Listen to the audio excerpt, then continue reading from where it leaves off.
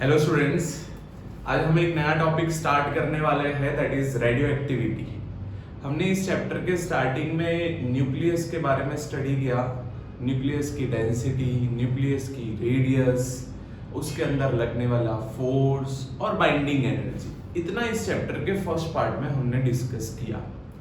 अब इसका second part आता है, that is about radio activity. Radio activity क्या है? रेडियो एक्टिविटी एक न्यूक्लियस के साथ ही एक ऐसा फिनोमिनन जुड़ा हुआ है कि जिसमें इजेक्शन ऑफ न्यूक्लियॉन्स होता है। क्या होता है? इजेक्शन ऑफ न्यूक्लियॉन्स होता है। मतलब कि भाई मैं ऐसा बोलूं कि मेरे पास ये एक न्यूक्लियस है, इस न्यूक्लियस के पास न्यूक्लियॉन्स होंगे, प्रोटॉन न्यूट्रॉन। तो मतलब प्रोटॉन भी है, न्यूट्रॉन भी है, बहुत सारे प्रोटॉन न्यूट्रॉन हो सकते हैं। तो प्रोटॉन दो, ये मान लो ये प्रोटॉन है, ये भी आपका प्रोटॉन है, ये यहाँ पे न्यूट्रॉन है, ये न्यूट्रॉन है। तो स्ट्रॉन्ग न्यूक्लियर फोर्स तो प्रोटॉन प्रोटॉन, प्रोटॉन न्यूट्रॉन और न्यूट्रॉन न्यूट्रॉन के बीच में लगता है। बट अपना कूलम्बिक फोर्स जो रिपल्सिव फोर्स है वो लाइक चार्जेस के बीच में लगता है। मतलब मैं ऐसा बोल रहा हूं कि जब कोई न्यूक्लियस अनस्टेबल बनता है, ये कब होता होगा? जब ये दोनों आपके जो प्रोटॉन है उसके बीच में लगने वाला अट्रैक्टिव फोर्स रिपल्सिव फोर्स के रिस्पेक्ट में बहुत कम हो। प्रोटॉन के बीच में अट्रैक्टिव फोर्स लग रहा है, उससे ब्लू से दिखाया, और ये प्रोटॉन जो है वो एक दूसरे के ऊपर एक रिपल्सिव फोर्स भी लगाते हो, तो अट्रैक्टिव फोर्स के रिस्पेक्ट में रिपल्सिव फोर्स ज्यादा हुआ, और ऐसे पार्टिकल्स, ऐसे न्यूक्लियॉन्स अब न्यूक्लियस के अंदर नहीं रहेंगे और उसका इजेक्शन होगा। उसका क्या होगा? इजेक्शन होगा। And this phenomenon is known as the what? Radioactivity. अब ये फिनोमिनन के ऊपर कोई बाहर से आप एक्सटर्नल फोर्स लगाने नहीं गए हो, कोई एक्सटर्नल फैक्टर इसके ऊपर अफेक्ट नहीं कर रहा है, और ये चीज स्पॉन्टेनियसली होती है। तो ऐसे इजेक्शन का मतलब ऐसा इजेक्शन होना, उसी चीज को हम नाम देते हैं, that is radio activity. That is what? Radio activity. What is radio activity? Radio activity एक ऐसा प्रोसेस है न्यूक्लियस के साथ कि भाई स्पॉन्टेनियसली वो न्यूक्लियॉन्स को इजेक्ट करता है, बट जब अनस्टेबल होता है तब। तो अनस्टेबल हुआ वो न्यूक्लियस क्या करता है? इजेक्शन करता है न्यूक्लियॉन्स का, और ऐसे इजेक्शन का होना, उस चीज को हम क्या बोलते हैं? रेडियो एक्टिविटी बोलते हैं। ये भी कांस्टेंट, मतलब ये एक स्पॉन्टेनियसली प्रोसेस हो रही है और without any external activity, without any external activity. तो हम रेडियो एक्टिविटी के लिए शॉर्ट में क्या बोल सकते हैं? एनर्जी का निकलना, मतलब एनर्जी रेडिएशन, प्लस उसके साथ साथ हम बोल सकते हैं इजेक्शन ऑफ न्यूक्लियॉन्स। क्या बोल सकते हैं? Ejection of nucleons. इसी फिनोमिनन को हम क्या नाम देते हैं? That is radio activity. Okay, और ये प्रोसेस कैसे होती है? तो ये process spontaneously and without any external activity, without any external activity, spontaneously ये चीज हो रही है। Spontaneously and without any external activity. Okay, तो इस फिनोमिनन को हम नाम देते हैं, दैट इज रेडियो एक्टिविटी। मतलब ऐसे मतलब न्यूक्लियॉन्स का निकलना, कुछ प्रोसेस में प्रोटॉन निकलते होंगे, न्यूट्रॉन निकलते होंगे, वैसी ऐसी चीज का निकलना न्यूक्लियस के अंदर से, उसी फिनोमिनन को हम रेडियो एक्टिविटी नाम देते हैं। तो बेसिकली इसके भी आपके टोटली तीन टाइप के, ऐसे तीन टाइप के डीके होने वाले। ये निकलना, ये इजेक्शन होना, उसका हम नाम बोल सकते हैं डीके होना। क्या होना? डीके। ओके, तो इसमें से ऐसे 3 टाइप के डीके हो रहे हैं। एक होगा आपका अल्फा डीके, दूसरा जो होगा वो मे बी इलेक्ट्रॉन निकलता है उसमें, तो उसको हम बीटा डीके बोलते हैं, और तीसरा जो निकलता है उसको हम गामा डीके बोलते हैं। तो 3 तरीके के आपके डीके होते हैं फॉर अनस्टेबल न्यूक्लियस को स्टेबल में जाना हो तब। अब ये अल्फा डीके क्या है, तो इस टाइप के डीके के अंदर आपका हीलियम न्यूक्लियस निकलता है, मतलब ट्वाइस He4 निकलता है। इजेक्शन क्या हो रहा है, 2 प्रोटॉन और 4 ये न्यूक्लियॉन्स हुए, तो 2 प्रोटॉन 2 न्यूट्रॉन बनके हीलियम का न्यूक्लियस, मतलब एक पूरा सा एक बबल जैसा है, और उस बबल में से एक अल्फा पार्टिकल का निकलना और वो इजेक्ट होना, एक छोटा सा पैकेट जो अल्फा का न्यूक्लियस बोला जाता है, तो उस न्यूक्लियस के अंदर से अल्फा का निकलना, उस चीज को अल्फा डीके बोलते हैं। ये छोटा सा था इतना न्यूक्लियस, उसके अंदर से अल्फा का एक छोटू सा पैकेट निकलना, that we called what, alpha decay. Okay, that we called alpha decay. What about beta decay? Beta decay में हाई स्पीड इलेक्ट्रॉन निकलते हैं। बीटा डीके में क्या निकलते हैं, हाई स्पीड इलेक्ट्रॉन निकल रहे हैं। तो बीटा डीके के लिए जब बीटा डीके होता है, कोई न्यूक्लियस अनस्टेबल से स्टेबल में जाता है, तो उसके लिए बनता है हाई स्पीड इलेक्ट्रॉन निकलने का बाद बनता है, क्या बनता है, हाई स्पीड इलेक्ट्रॉन निकल जाता है। अब इसकी भी प्रोसेस हम समझेंगे, इलेक्ट्रॉन कैसे निकलता है। ओके, और उसके बाद गामा रेज, गामा डीके मतलब इलेक्ट्रोमैग्नेटिक रेडिएशन होता है, एनर्जी निकलती है गामा डीके के अंदर, तो वो वहां पे हम लिखते हैं इलेक्ट्रोमैग्नेटिक रेडिएशन। तो 3 तरीके के यहां पे magnetic radiation,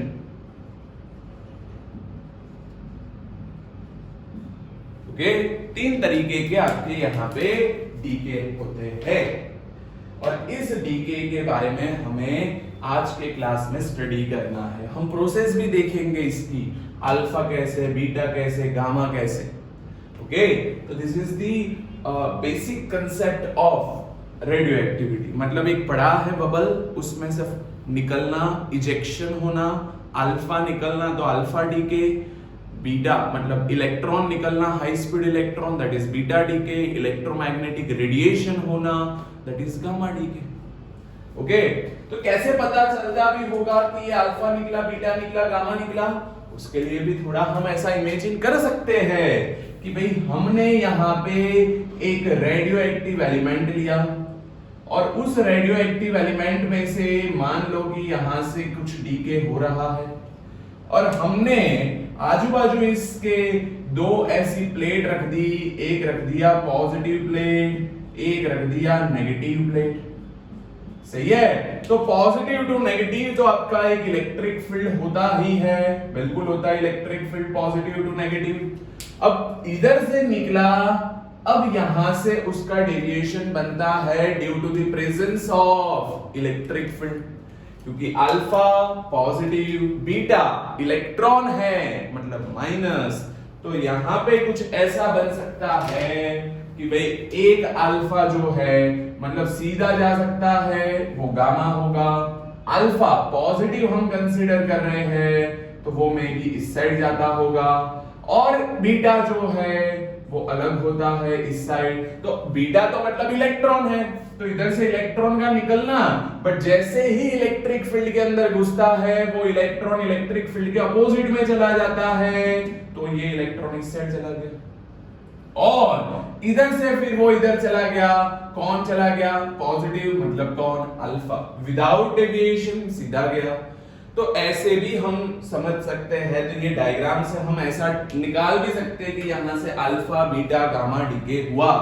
okay, presence of electric field से हम ये चीज भी बता सकते हैं। क्लियर? तो ये चीज हुई आपकी रेडियो एक्टिविटी के बारे में।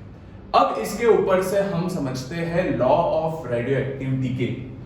Law of exponential law for radioactivity ऐसा भी बोला जाता है और law of radio active decay भी बोला जाता है।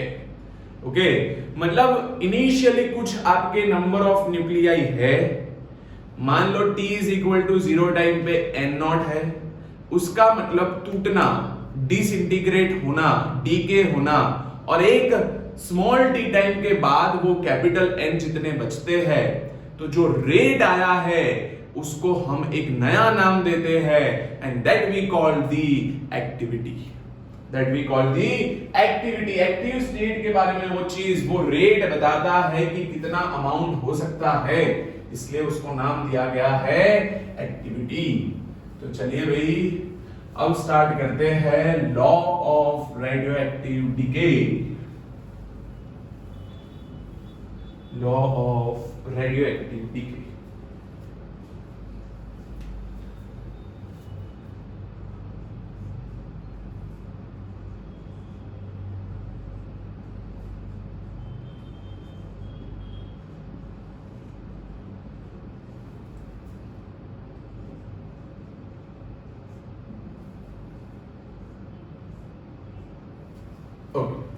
लॉ ऑफ रेडियोएक्टिव डीके के लिए हम समझते हैं कि भाई let initially at t is equal to 0 time पे number of nuclei are present, that is n0।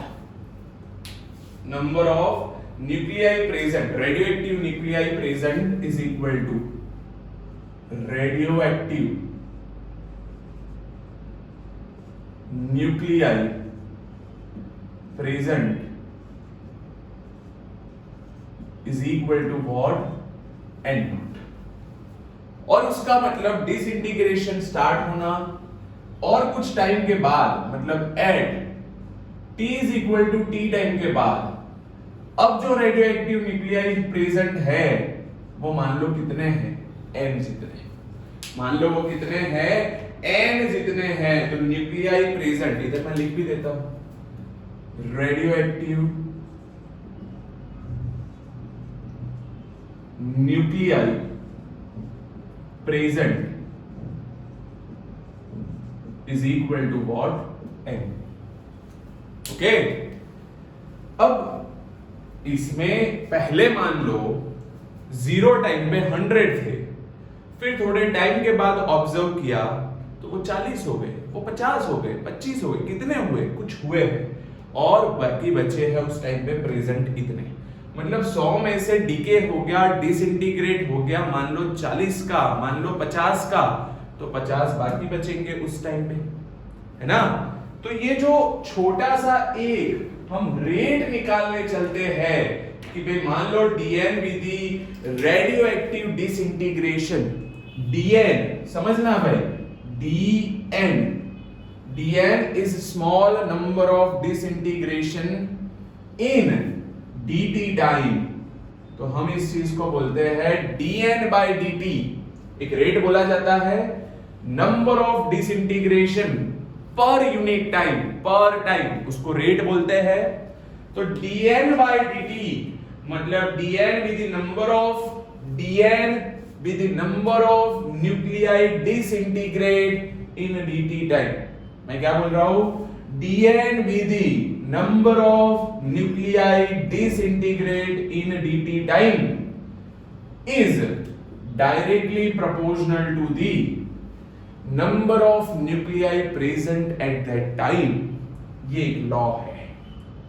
Okay, number of nuclei present that is n। तो dn by dt को हमने एक रेट बोला, समझना, dn be the number of nuclei disintegrate in dt time is proportional to n। is proportional to what, n हो रहा है। But हम यहां पे नेगेटिव साइन लगा रहे हैं। क्यों नेगेटिव साइन? जैसे ये रेट बढ़ेगा, number of active nuclei present जो है वो कम होने वाले हैं। बिल्कुल बिल्कुल, निकलने वाले का रेट बढ़ गया तो वहां पे जो प्रेजेंट होंगे वो कम होते जाएंगे। तो नेगेटिव साइन रिप्रेजेंट दी, वो डिक्रीज होना, वो चीज को रिप्रेजेंट कर रहे हैं। सो dn upon dt is equal to, we can write that is minus lambda into n. What about lambda? Lambda we called the decay constant. for nuclei element के हिसाब से वेरी होता है, तो हम यहां पे क्या लिखेंगे कि where lambda is equal to decay constant is equal to decay constant। सही है। इसको और आगे सिंप्लीफाई करें हम और एक फॉर्मूला बनाने को ट्राई करते हैं। ये लॉ ऑफ एक्सपोनेंशियल भी बोला जाएगा रेडियो एक्टिव डीके के लिए। तो एक्सपोनेंशियल फंक्शन इधर बनेगा। चल, इस n को नीचे लेकर चलते हैं और dt को ऊपर। So therefore dn upon n is equal to बनेगा minus lambda dt। dn upon n is बनेगा माइनस लैम्डा dt। दोनों साइड हम इंटीग्रेशन करेंगे। Now integration both the side. Initial level पे आपके कितने नंबर ऑफ न्यूक्लियाई प्रेजेंट थे? n naught. उसके बाद t टाइम के बाद कितने प्रेजेंट है? n। तो ये t इज इक्वल टू क्या बनेगा? 0। ये टाइम की लिमिट बनेगी t। 0 पे n नॉट था, t पे n बचे। 1 अपॉन n, 1 अपॉन x का इंटीग्रेशन होता है ln x। सो 1 अपॉन n का इंटीग्रेशन होगा ln n, मतलब natural log. Upper limit n, lower limit n not, minus lambda constant है 1 इंटू dt। 1 का इंटीग्रेशन टाइम के रिस्पेक्ट में करने जाए तो आंसर बनेगा आपका t। Upper limit t, lower limit what? 0। Upper limit t, lower limit क्या रहेगा? 0 रहेगा। सो यहां पे पहले हम क्या रखेंगे? पहले रखेंगे अपर लिमिट, फिर माइनस करके लोअर लिमिट। पहले रखेंगे अपर लिमिट, फिर माइनस करके lower limit. So therefore equation बन गया ln minus ln n not is equal to minus lambda t minus 0। अब ये क्या है? डिवीजन, अरे सब्ट्रैक्शन में है तो डिवीजन में जा सकता है। बिल्कुल। n bye n not is equal to बनेगा माइनस लैम्डा t। सही है। और इधर से इस नेचुरल लॉग को हटाना हो तो या तो इसका बेस e होता है, तो हम इस चीज को लिख सकते हैं n bye n not is e raised to minus lambda t. So n is equal to n naught e raised to minus lambda t. ये एक इसका इक्वेशन बन गया।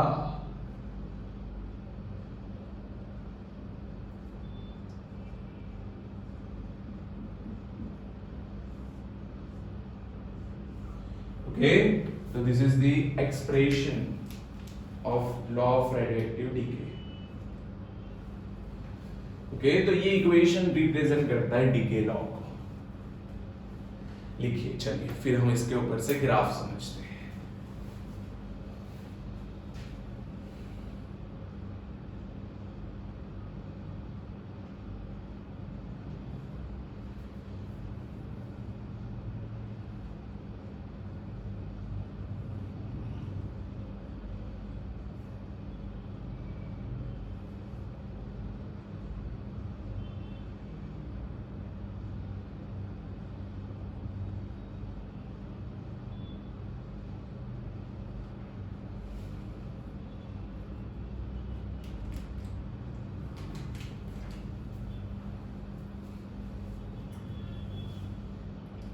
चलिए अब इसका ग्राफ समझते हैं।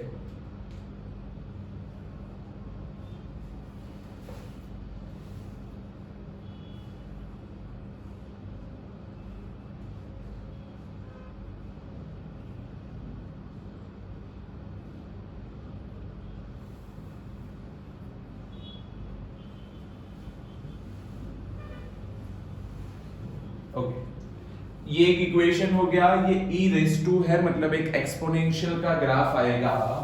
हम वो ग्राफ समझे उससे पहले ये न्यूक्लियस जो है वो खत्म होना चाहता है तो 2 सेकंड में 5 सेकंड में भी खत्म हो सकता है, और वो खत्म होना चाहता हो तो 1000 इयर्स भी लग सकता है ना। तो हम यहाँ पे ऐसे एलिमेंट का हाफ लाइफ डिस्कस करेंगे।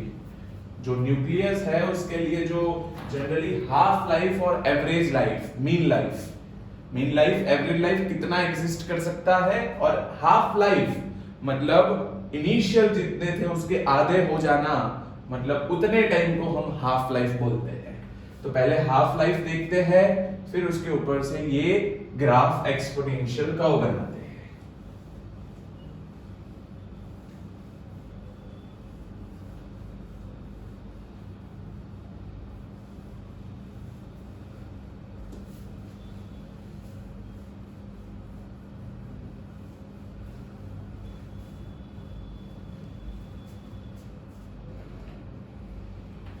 चलिए, half life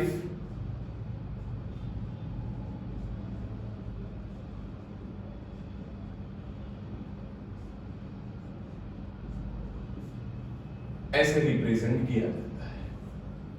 okay, half life मतलब क्या कि जो इनिशियल थे उसका डिसइंटीग्रेशन करने के बाद, डिसइंटीग्रेशन होने के बाद आधे नंबर के बचना, उस टाइम पे उसको हम क्या बोलते हैं, हाफ लाइफ। मतलब हमारे पास एक इक्वेशन है n is equal to n not e raise to minus lambda t, ये लॉ ऑफ रेडियोएक्टिव डीके का ये इक्वेशन है। ऐसा टाइम, एक ऐसा टाइम कि at t is equal to half, ऐसे टाइम पे आपका जो n है वो जो प्रेजेंट है उसके हाफ हो जाए, उसके क्या हो जाए, हाफ। मतलब इनिशियली थे उससे हाफ डिसइंटीग्रेट हो गए, तो कितने टाइम में हुए उस चीज को हाफ लाइफ बोलते हैं। तो यहाँ पे n की जगह पे हम क्या रख लेंगे, n naught by 2 is equal, इधर रखेंगे n not e raise to minus lambda half t, half life. ये n naught cancel, 2 raise to minus 1 is e raise to minus lambda t half. So इसको हम दोनों के side power positive कर दे तो बन गया e raise to lambda t half. और दोनों साइड अब मैं नेचुरल लॉग ले लेता हूं, दोनों साइड मैं नेचुरल लॉग लेता हूं, तो इधर बनेगा ln2 is equal to ln e raise to lambda t half. और इसकी वैल्यू जो है इसको हम आगे लेकर आ सकते हैं, e raise to lambda tau half को बेस e होता है तो e बेस e 1 हो जाएगा, तो लैम्डा t हाफ ये हो गया 1। हमने सीखा हुआ है ये सारी चीजें पहले भी।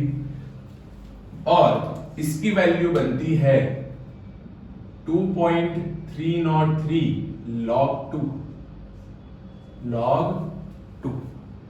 सो t हाफ मतलब half life is equal to बनेगा 2.303 log 2 मतलब 0.3010 अपॉन बनेगा लैम्डा। और इसकी वैल्यू हम निकाले तो 2.303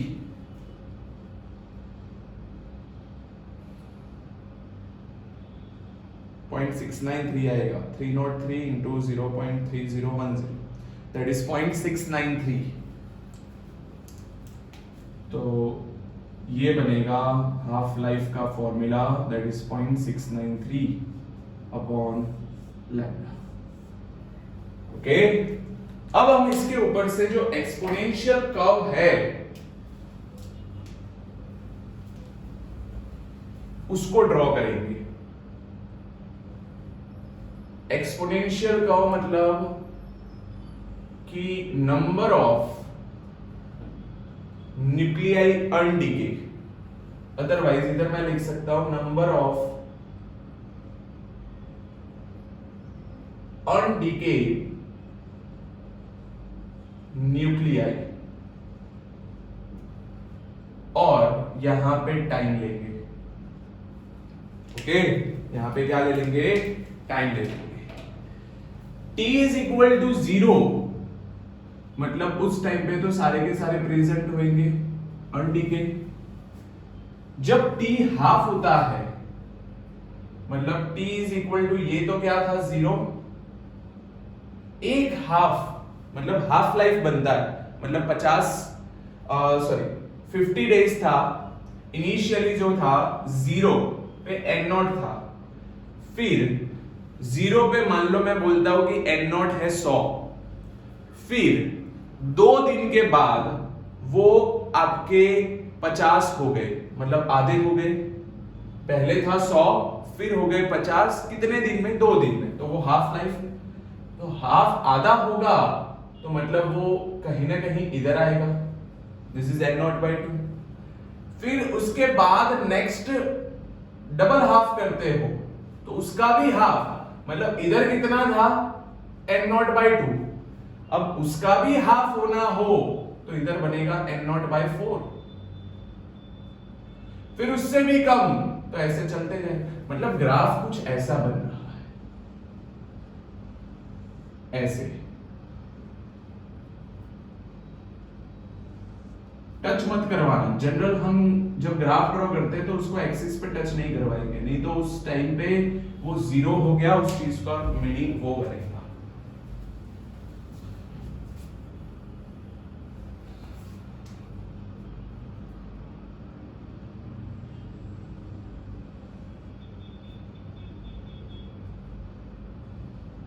ऐसे टच नहीं करवाया मैंने, टच करवाते हो तो उस टाइम पे 0 हो गया, उसका मीनिंग वो बनेगा।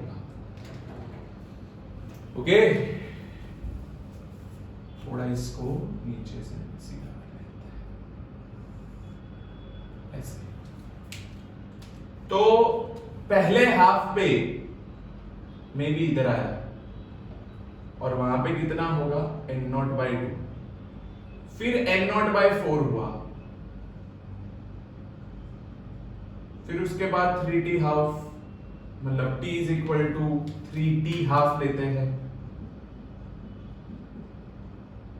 फिर हम ले सकते हैं 4t हाफ, तो n0/4, n0/16, 8 पहले 8, फिर 16, तो ऐसे आधे आधे होते जाएंगे हाफ हाफ लाइफ पे, तो इधर हो जाएगा n0/8। तो ये एक एक्सपोनेंशियल कर्व हुआ, ये ऐसे डिक्रीज हो रहा है, ऐसे डिक्रीज हो रहा है, ये ग्राफ हुआ। क्लियर? तो ये एक्सपोनेंशियल का ग्राफ। अब इस ग्राफ से एक जनरल इक्वेशन बनाते हैं। General equation in the sense कि भाई आपको बोला जाए कि इतने टाइम के बाद, n हाफ लाइफ के बाद हमें बात करनी हो, n के बाद, तो ध्यान देना t इज इक्वल टू 0 था तो प्रेजेंट कितने थे n0, अब t is equal to half हो गया तो अब प्रेजेंट कितने हो गए, बचे कितने n0/2, that is equal to n।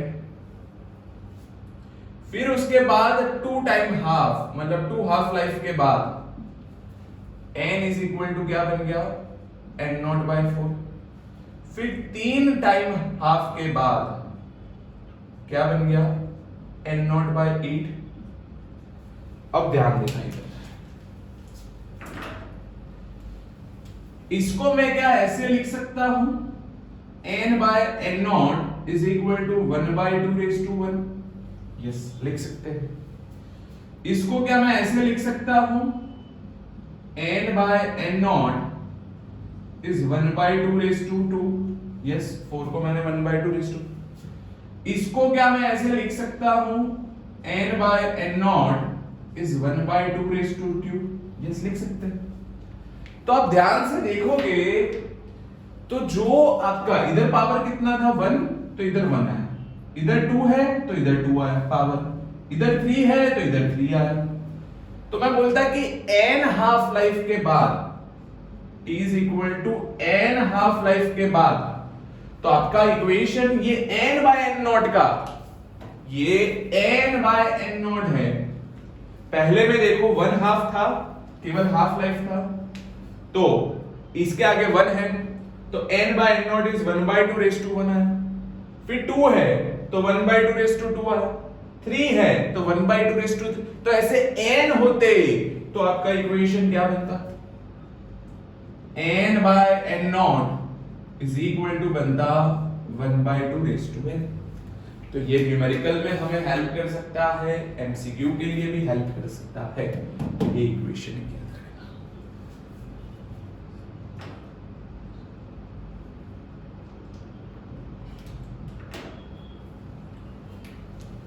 Okay, इसके बाद एक और आपका लाइफ बनता है, उसको हम बोलते हैं मीन लाइफ। इधर लिखता हूं मैं, मीन लाइफ। एक था average half life, mean life को एवरेज लाइफ भी बोलेंगे, और इसको ऐसे टाउ से रिप्रेजेंट करते हैं। और उसका जो फॉर्मूला है वो है डीके कांस्टेंट के साथ, डीके कांस्टेंट के साथ उसका फॉर्मूला ऐसा बन रहा है 1/λ।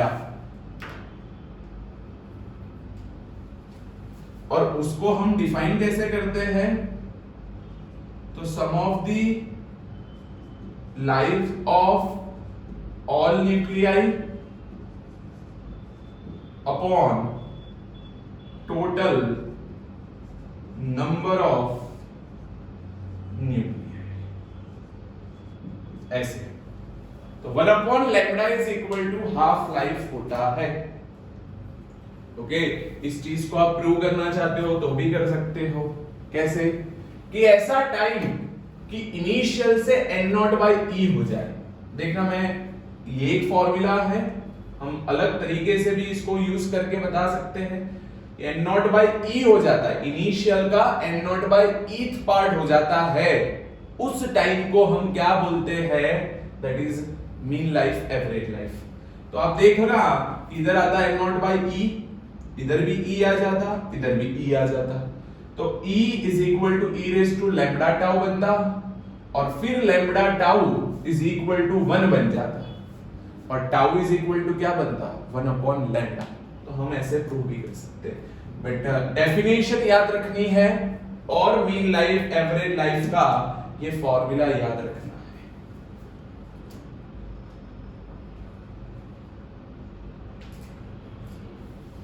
क्लियर? तो ये चीज है। फिर हम इसके बाद एक्टिविटी को डिस्कस करते हैं। इतनी चीज लिखिए पहले।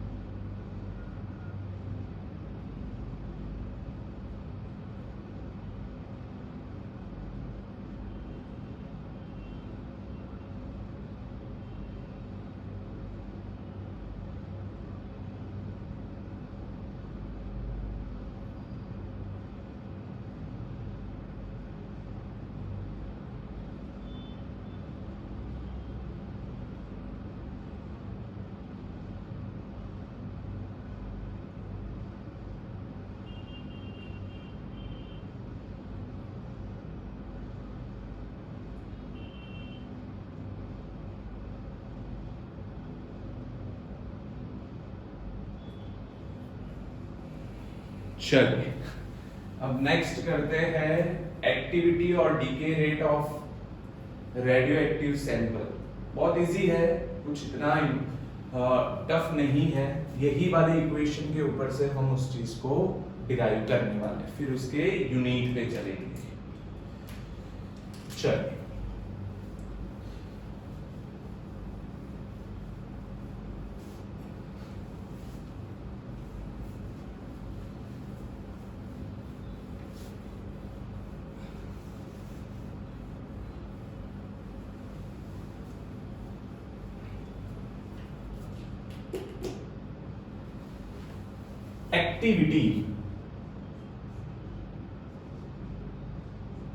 एक्टिविटी और decay rate of radioactive sample, उसका एक इक्वेशन हम बनाते हैं, जिस वो इक्वेशन बेसिकली अपना जो पहला वाला बना था उसी से बनेगा। n इज इक्वल टू हमारे पास है that is n not e raise to minus lambda t। इसी इक्वेशन का हम डिफरेंशिएशन करते हैं with respect to time t, so बनेगा dn upon dt is equal to बनेगा d by dt of n not e raise to minus lambda t। So dn by dt is equal to ये n naught तो एक initial number constant था and this function is depend on the time t, so हम लिखेंगे d by dt of e raise to minus lambda t। Okay, d by dt of e raise to minus lambda t। इसका हम differentiation करके answer लिखे, पहले left side का as it is रखेंगे, ये n naught as it is है, e raise to something, हमने ये रूल बहुत यूज किया है पूरे 11th 12th में, e रेज टू x का मतलब e रेज टू x का integration differentiation e raise to x मतलब e रेज टू समथिंग का e रेज टू समथिंग, और इस समथिंग का फिर से हम डिफरेंशिएशन करेंगे तो समथिंग क्या है, only minus lambda t। So therefore dn by dt is equal to n not minus lambda एक कांस्टेंट है तो उसको हमने लिख दिया माइनस लैम्डा, माइनस लैम्डा को कांस्टेंट बाहर निकाल दिया, minus lambda n not d by dt of t, उसका क्या हो जाता है 1 हो जाता है, तो e raise to minus lambda t into 1 हो गया। और इसको हम अब ऐसे लिख सकते हैं dn by dt is equal to minus lambda n not e raise to minus lambda t। सही है, मैं दोनों साइड माइनस से मल्टीप्लाई कर देता हूं तो ये माइनस हो गया, ये प्लस हो गया, और इस माइनस dn by dt को हम बोलते हैं r, that is activity, is equal to lambda n not e raise to minus lambda t। उसी रेट को हम बोलते हैं क्या है, एक्टिविटी, और इसको हम एक और कांस्टेंट बोल देते हैं that is initial r naught, concentration initial activity के रिस्पेक्ट में, तो r naught e raise to minus lambda t, ये एक एक्टिविटी है। तो सेम इक्वेशन बन रहा है, तो dn minus dn by dt को हमने नाम दे दिया एक्टिविटी।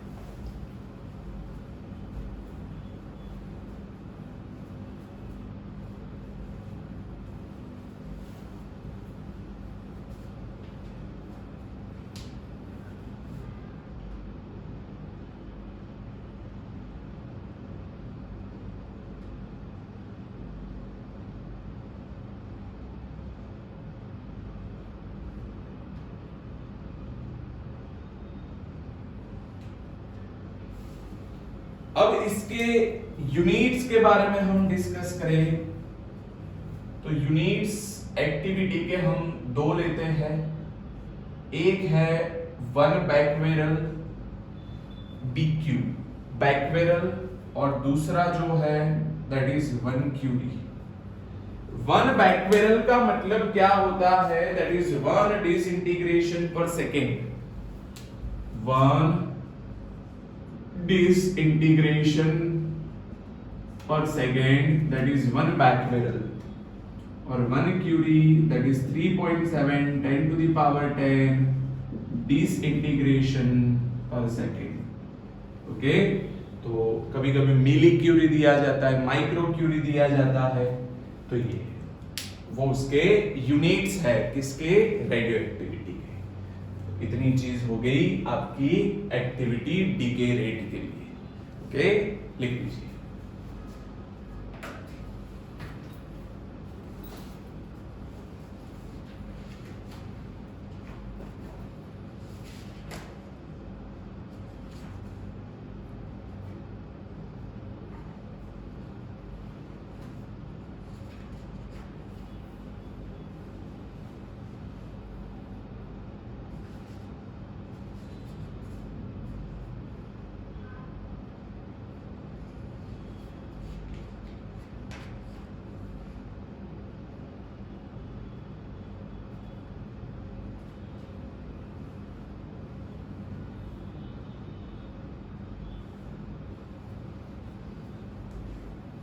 वन क्यूरी को आप डिफाइन भी कर सकते हो कि कोई एलिमेंट में एक सेकेंड में 3.7 10 to the power 10 डिसइंटीग्रेशन होते हैं, तो उसको हम क्या बोलते हैं, वन क्यूरी बोलते हैं। तो उसकी एक्टिविटी हम वन क्यूरी बोलते हैं। और वन बैक्वेरल मतलब वन डिसइंटीग्रेशन, एक सेकेंड में एक डिसइंटीग्रेशन होता है, एक सेकेंड में एक डिसइंटीग्रेशन, दैट इज वन बैक्वेरल। एक सेकेंड में 3.7 10 to the power 10, तो one curie, that's the unit of activity. चलिए,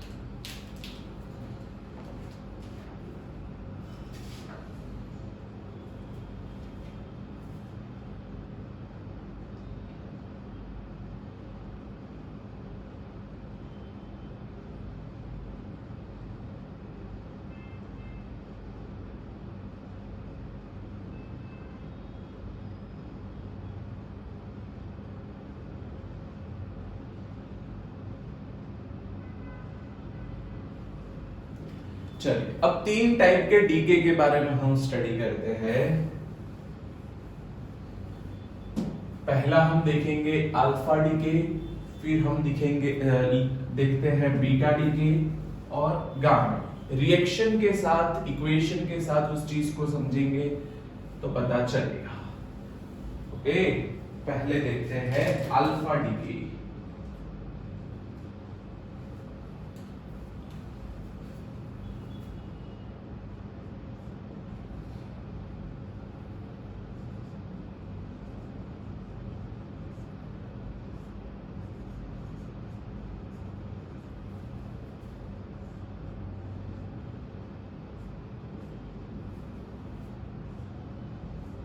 अल्फा डीके, अल्फा डीके क्या है, अल्फा डीके क्या होता है, कैसे होता है। कोई एक अनस्टेबल न्यूक्लियाई है, वो अपने में से एक अल्फा को बाहर निकालता है। कोई एक अनस्टेबल न्यूक्लियाई है, अनस्टेबल न्यूक्लियाई, मान लो कि हमने वो न्यूक्लियाई ले लिया X और वो है ZXA। उस X एलिमेंट का जो एटॉमिक नंबर है वो Z है, तो ZXA अपने में से खुद से एक अल्फा मतलब हीलियम न्यूक्लियस को निकालता है। हीलियम न्यूक्लियस को निकालना मतलब ट्वाइस He4 ये बनना, और उसके साथ साथ कुछ एनर्जी निकालता है, दैट इज Q। तो जो नया एलिमेंट बन रहा है उस एलिमेंट को हम Y बोल दे, तो उसका एटॉमिक नंबर कितना, तो वो होगा Z-2 एंड A-4। देखो भाई, Z-2 प्लस 2 Z आ गया, A-4 प्लस 4 A आ गया। ये एक जनरल इक्वेशन है, ये एक जनरल इक्वेशन है अल्फा डीके समझने के लिए। एक न्यूक्लियाई था, एक एलिमेंट था, उसमें से अल्फा निकला, तो जो बनेगा नया एलिमेंट उसका एटॉमिक नंबर, उसका मास नंबर कितना, तो वो 2 कम हो जाता है और इसका 4 कम हो जाता है मास नंबर, और उसके साथ Q निकलता है। Q मतलब एनर्जी। एनर्जी रिलीज होती है इस प्रोसेस में, और this energy can be calculated by Einstein mass energy equation. Energy जो रिलीज होती है उसको हम कैलकुलेट कर सकते हैं बाय मास एनर्जी।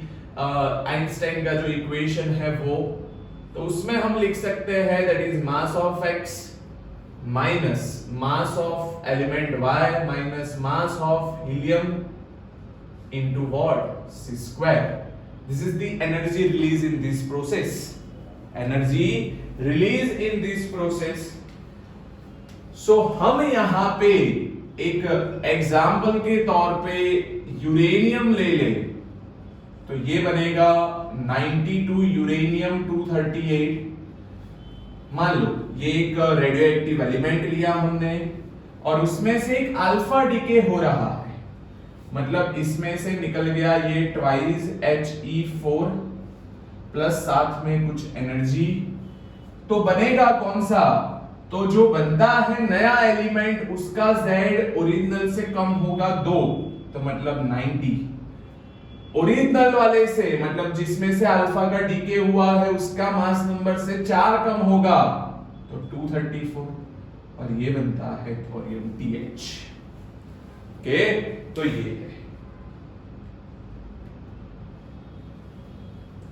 क्लियर। तो ये इस इक्वेशन से हमें अल्फा डीके समझ में आया, नोट डाउन करिए चलिए।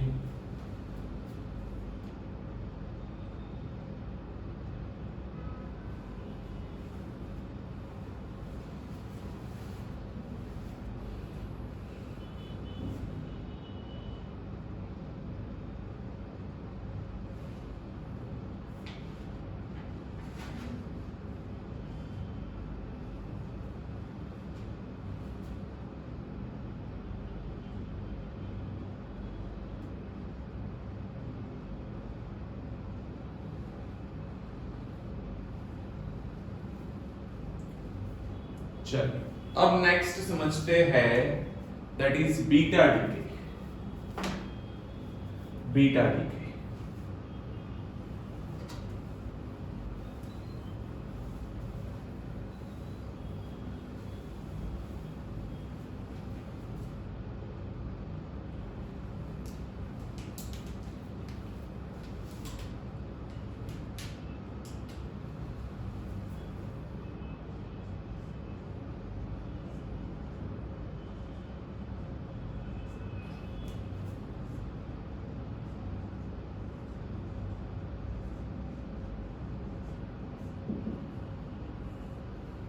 the spontaneous emission of electron or positron from a nucleus is called beta decay.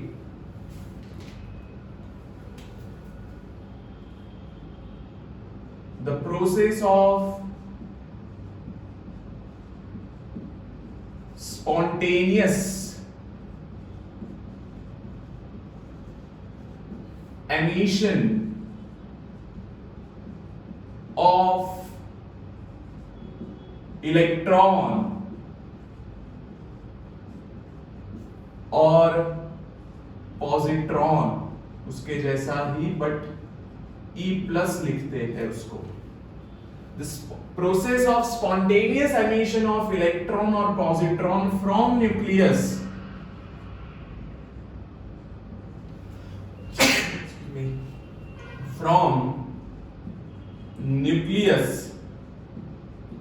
is called beta decay. Is called beta decay. Okay.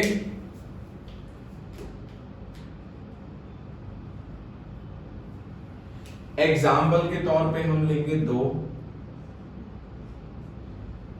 15p32। मान लो ये न्यूक्लियाई बीटा डीके कर रहा है। क्या कर रहा है? बीटा का डीके कर रहा है। तो इलेक्ट्रॉन निकल रहा है इसमें से। इलेक्ट्रॉन निकलना मतलब इस चीज को हम ऐसे लिखते हैं -1 E0, क्योंकि माइनस ही लिखे या -1 E0 लिखे, ऐसे लिखेंगे। तो इधर बन रहा है S और उसका एटॉमिक नंबर एक बढ़ जाता है, 15 का 16 हो गया और ये 32।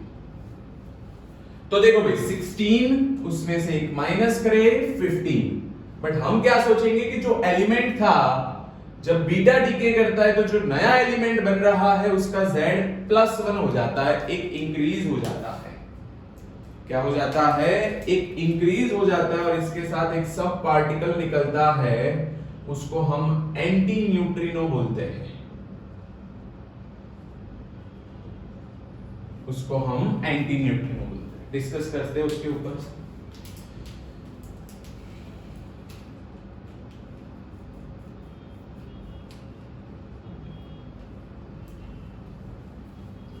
चलिए दूसरा एग्जांपल देखते हैं कि सोडियम हमने लिया 11Na22,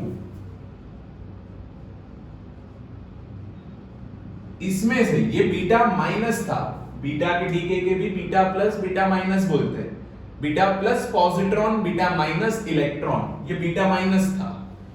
इसमें से एक पॉजिट्रॉन निकलता है मतलब प्लस, तो उसको हम लिखते हैं +1 E0।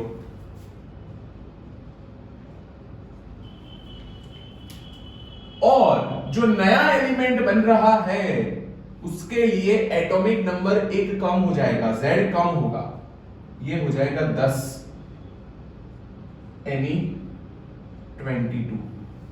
और उसके साथ एक और पार्टिकल, सब पार्टिकल, जिसको हम न्यूट्रिनो बोल देते हैं। क्या बोल देते हैं? न्यूट्रिनो। तो इसमें एटॉमिक नंबर एक इंक्रीज हुआ, Z+1 हो रहा है, Z-1 हो रहा है। जो जिस एलिमेंट में से डीके हो रहा है उस एलिमेंट का एक कम Z करे तो नए एलिमेंट का Z मिलेगा। किसमें? इसमें। एक बढ़ा दो तो इसमें। तो ये दो रिएक्शन हुए।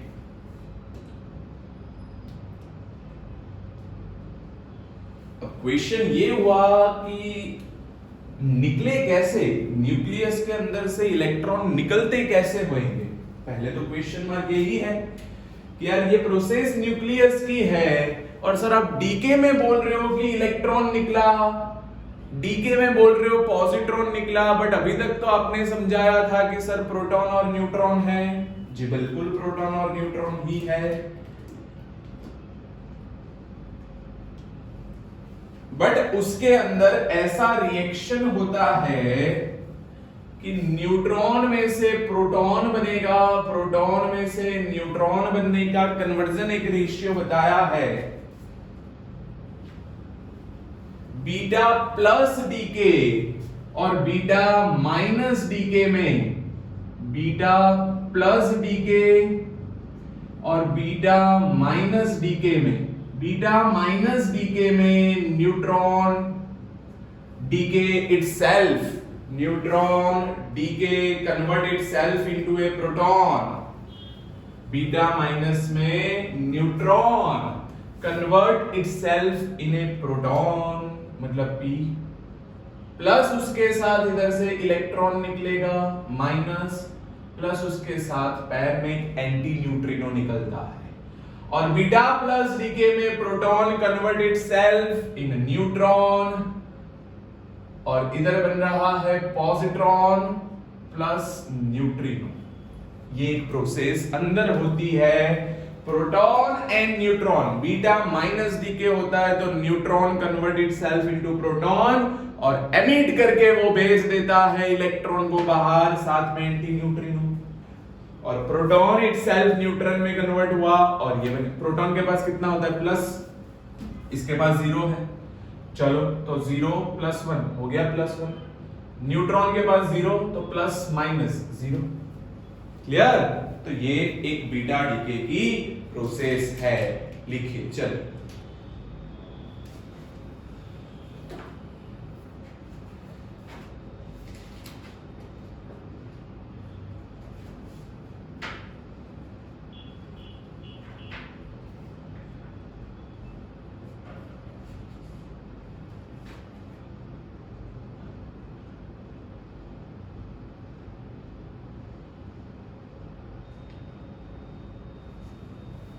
न्यूट्रिनो और एंटी न्यूट्रिनो, उसका मास जो है वो बहुत कम होता है इलेक्ट्रॉन के रिस्पेक्ट में, बट वो इलेक्ट्रॉन के साथ निकलता है। वो न्यूट्रिनो और एंटी न्यूट्रिनो दोनों एक दूसरे के एंटी हैं, न्यूट्रली इलेक्ट्रिकली न्यूट्रल हम बोल सकते हैं।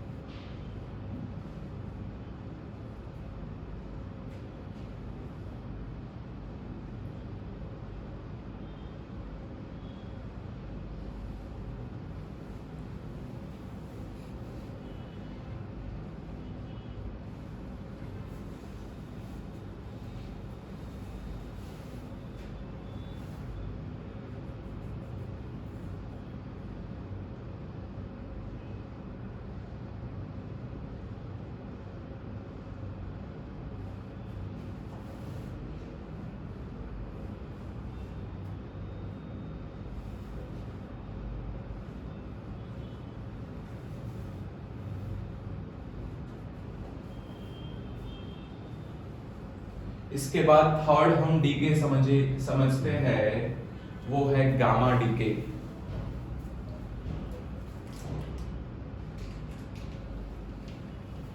चलिए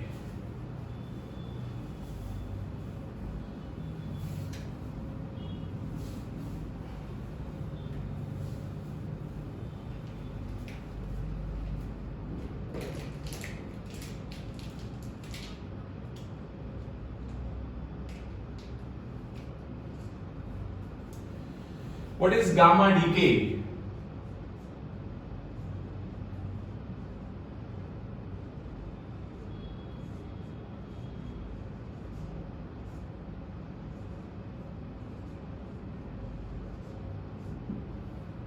That is the radiation, मतलब हम बोले तो ऐसा बोल सकते हैं कि the photon during the radioactive disintegration, the process of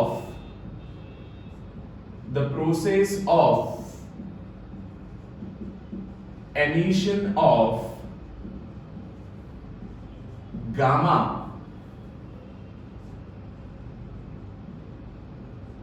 decay मतलब फोटोन, गामा डीके मतलब फोटोन। गामा डीके नहीं लिखते, गामा रे लिख देते हैं इसको। गामा रे मतलब photon. Okay, the process of emission of gamma ray और फोटोन ड्यूरिंग दी, कब होगा ये? During the radio active disintegration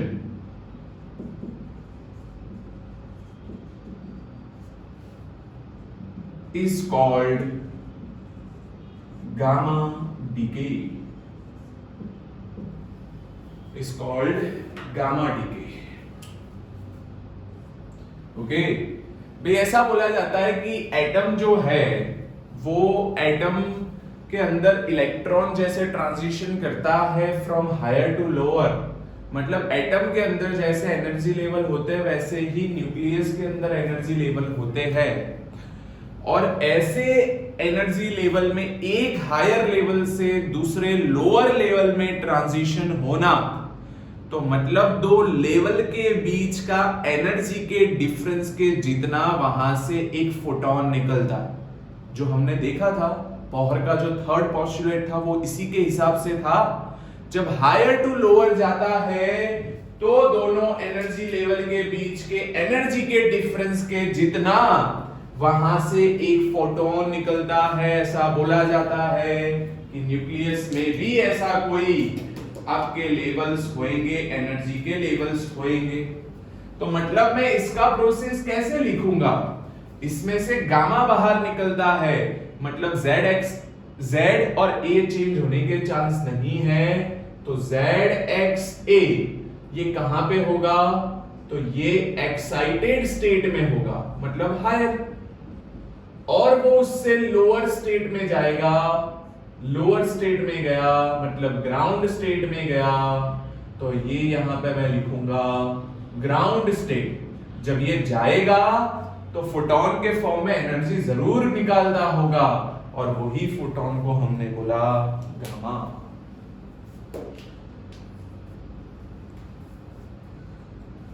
gamma decay, gamma ray have no charge no matter, so उसके लिए जो एक्साइटेशन से ग्राउंड स्टेट में जाता है तो मास नंबर A का A, Z का Z, एटॉमिक नंबर रहता है रिमेन्स अनचेंज।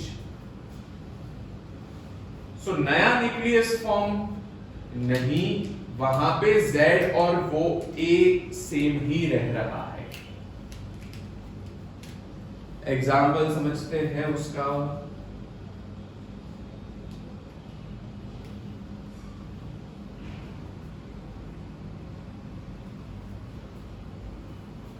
बीटा और गामा साथ में डीके हो सकते हैं, तो मतलब ऐसा एक एग्जाम्पल दिया गया है आपको, 60 कोबाल्ट 27 60 कोबाल्ट दिया गया है। इसमें से मान लो मैं बोलता हूं बीटा माइनस हुआ, बीटा माइनस हुआ मतलब इलेक्ट्रॉन निकल रहा है। मतलब हमने देखा था वो वाली प्रोसेस में जब इलेक्ट्रॉन निकलता है तो Z उसका एक बढ़ जाता है। तो पहले इधर से बीटा डीके हुआ, बीटा डीके हुआ तो इधर उसका बन गया 28 NiCO 60, सॉरी CO का 60, ओके 28 बन गया। और उधर से दो लेवल में वहां से एनर्जी रेडिएट होती है। अब वो डायरेक्ट नहीं आ रहा है, वो अभी एक्साइटेड स्टेट में है। ये एक्साइटेड स्टेट में से वो नीचे आया फर्स्ट लेवल में, फिर वहां से दूसरी बार आया। तो मतलब ये वाला लेवल जो है वो ग्राउंड स्टेट है, तो मैं इधर लिख रहा हूं उसको मैं नीचे लिख देता। तो ये है 28 Ni60। तो जब ऐसे ट्रांजिशन हुआ, जब ये इधर से इधर आया, पहले बीटा का डीके हो गया, बीटा गामा डीके, बीटा का हो गया, फिर उसमें से वो एक्साइटेड स्टेट ये था, उससे ग्राउंड स्टेट में जाने को ट्राई कर रहा है। मैं इधर लिख देता हूं ग्राउंड स्टेट। तो जब ये दो बार जंप लगा के आया तो इधर से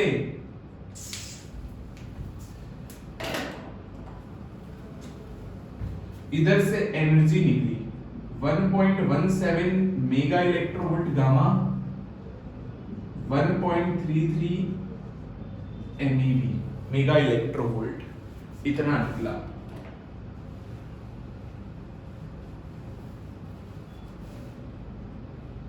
ओके, तो ये डीके बोला जाता है गामा डीके। मतलब एक्साइटेड से ग्राउंड स्टेट में जाना हो तो उसको फोटोन एनर्जी निकालनी पड़ेगी।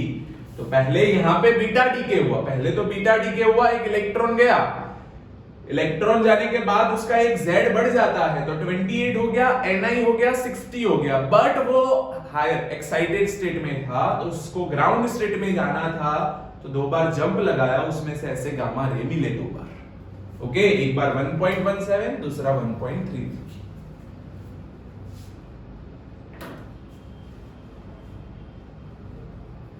क्लियर? तो ये तीन टाइप के आपके डीके हुए। ओके गाइज, तो आज के क्लास में हम इतना रखते हैं। अब इसके बाद हम न्यूक्लियर फ्यूजन और उसके बाद फ्यूजन पे जाएंगे। Thank you.